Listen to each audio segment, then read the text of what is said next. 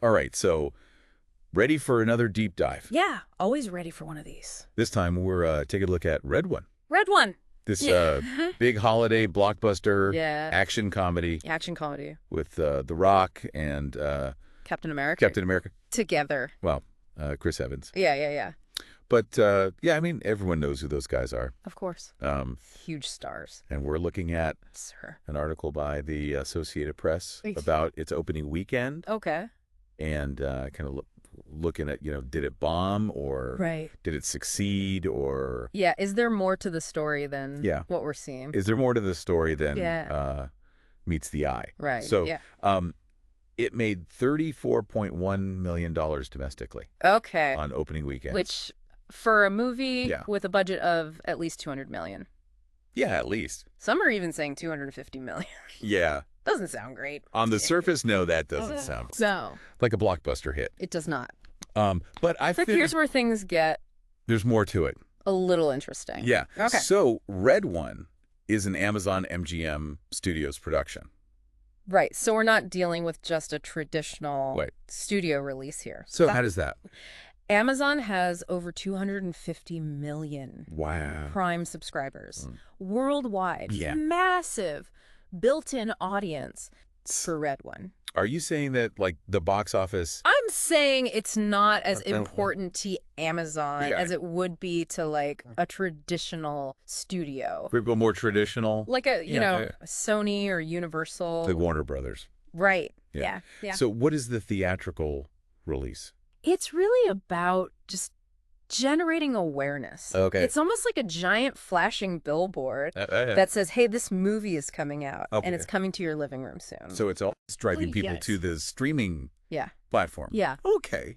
Yeah. But, like, how is this compared to other original films that have come out recently? Yeah, like not like... Non-IP. Yeah, like no franchise. Non-franchise films. Yeah, since 2020. 2020. How many films have opened above? Only 7? 30 million. 7. Domestically, non-franchise, non-IP. So it's in pretty good company then. Pretty good company, yeah. And it's also made 50 million internationally. That's right.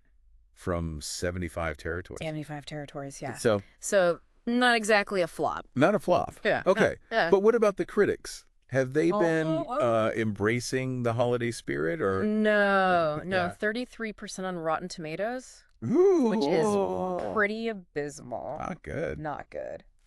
And Jake Coyle from the AP called it an unwanted high-priced Christmas present in his review. Okay, so not a ringing endorsement from Jake Coyle. Yeah. But what do audiences think? Surprisingly good. Okay. They've given it an A- cinema score. Wow. Yeah. So the critics are like... Big disconnect between critics and audiences. Yeah, they hate it, and the audiences are like, this is fun. Yeah, I enjoyed this. Yeah. Yeah. Okay, so this is really interesting because it raises the question about how we measure the success of a film especially in this rapidly changing environment. Yeah. Is it all about box office anymore, or is it about something... Right. Is it something else? Is it more complex? Yeah. I think so. Yeah. I think Red One is a great example of how things are changing. So we've got this really interesting situation developing. We've got Amazon using the theatrical release to drive people to streaming. Yeah. We've got this divide between critics and audiences. Yeah. What does this all mean for Red One? Right. In the long run? What does this mean for Red One long term?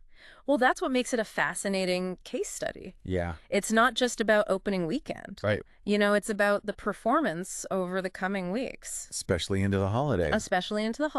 Yeah. Families looking for things to do. Yeah. And Red One is doing really well in the middle of the U.S. That's right. Which suggests it's resonating with a particular audience.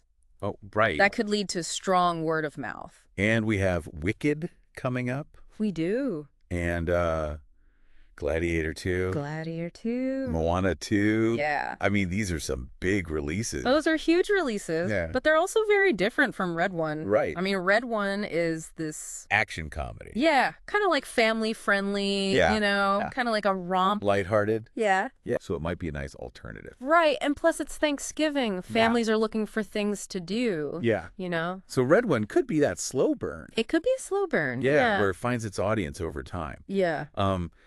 But what I think is really fascinating here is this whole idea of Amazon, a streaming giant, using this theatrical release as like a stepping stone. Like a launch pad for its streaming platform. Like, does this signal a shift in how we think about movies now? I think it absolutely does. You know, Red One is challenging traditional ideas of what a successful film is. Right. You know, it's not just box office numbers. It's streaming views. It's social media buzz. It's brand impact. It's all this stuff. Creating a cultural moment. Yeah. Creating a cultural moment, building anticipation. Are we headed towards a future where theatrical releases are less about generating revenue and more about generating hype? It's hard to say for sure, but the lines are blurring. Yeah. Red One is right on that blurry line. Yeah. You know, this is forcing studios and filmmakers and audiences to adapt. It's like we're seeing this paradigm shift. We are. In how we watch movies. Yeah. What does this mean for movie theaters, though? Right. I mean, they're already struggling. Yeah. And this is just like... it's a huge question. Yeah. And it's a question that doesn't have an easy answer. Right. I mean, theaters are going to have to evolve. Yeah. They're going to have to offer unique experiences that you can't replicate at home. They need to be destinations. Right. You know, offering not just a movie, but an event. Like IMAX. IMAX, yeah. Enhanced sound. Enhanced sound. Yeah. Special events, interactive screenings. Maybe even dining options. Maybe even dining options, you know? Yeah. It's about an experience. They have to offer something special to get people to... They have to offer something special. Get the couch. The couch. Yeah, absolutely. And they're streaming. And they're streaming subscriptions. Yeah.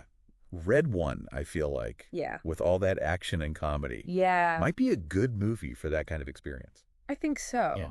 Imagine seeing Red One on a giant IMAX screen. Yeah.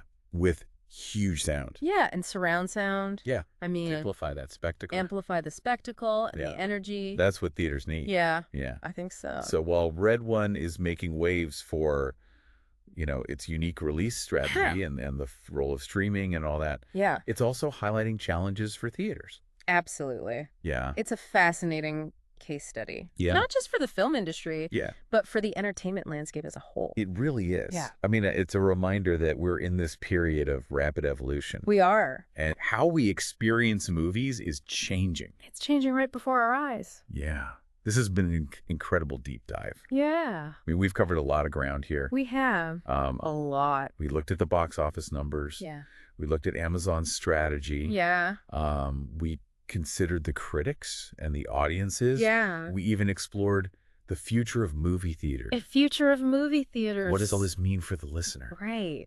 What do we take away from this? What are the key takeaways here? Yeah. I think the biggest takeaway is we're kind of moving beyond those like hit or miss judgments about movies. Right. You know, Red One might not be setting box office records. Yeah. But that's not the whole story. It's about Amazon playing the long game. Yeah. It's leveraging its streaming platform. Yeah. And using the theatrical release as a tool to reach that global audience. So it's not just about opening weekend anymore. It's about the bigger picture. Yeah. It's about the long-term impact. You know, maybe even changing how we define success. And, you know, in Hollywood. In Hollywood, and it's something you can apply to like how you choose to watch movies. Don't just go by the headlines or the Rotten Tomatoes score.